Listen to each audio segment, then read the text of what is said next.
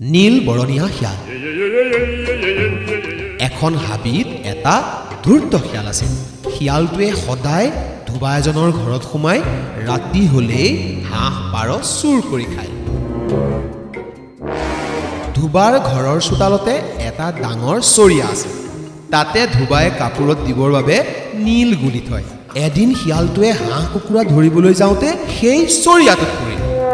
নীলৰ সাগৰত পৰি সি নীল বৰণীয়া হ'ল। সেইদৰে সি গৈ হাবিত সোমাল।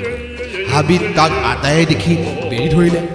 সি ক'লে, ঈশ্বৰে তাক জীৱ জন্তুৰ মাজত ৰজা হ'বলৈ পঠাইছে। জীৱ জন্তুবোৰে কথাটো মানি ল'লে। সেইদিনাৰ পৰাই শিয়াল ৰজা হৈ পৰিল। ৰজা হৈ সি জীৱ জন্তুবোৰক হুকুম দিবলৈ ধৰিলে। বাঘক সি কয় কুকুৰা আনিবলৈ, সিংহক কয় পহু মাৰি আনিবলৈ, হাতীক কয় ফল মূল আনিবলৈ। এনেদৰে ভাগে ভাগে সি কামবোৰ ভগাই দিলে। দিনবোৰ গৈ আছে, নীলবৰণীয়া শিয়ালেও কস্তি মাৰি ৰজা হৈ খাই আছে। এদিন এটা শিয়ালে ভাবিলে, ইয়াক যদি সঁচাই ভগৱানে ৰজা কৰি পঠাইছে তেন্তে ই নিশ্চয় আমাৰ দৰে হোৱা নিদিব।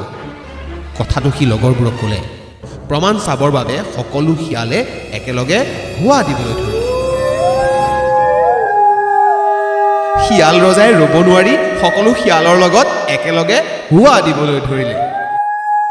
নীলবৰণীয়া শিয়ালৰ ফন্দি বুজি পাই বাঘ, সিংহ আৰু জন্তুবোৰে নীলা শিয়ালক গছকি ফেনেকি মাৰি পেলালে। আমাৰ সাধুটো এইখিনিতে শেষ হ'ল। এই সাধুটোৰ পৰা তোমালোকে কি বুজিলা আমাক জনাবলৈ নাপাহৰিবা।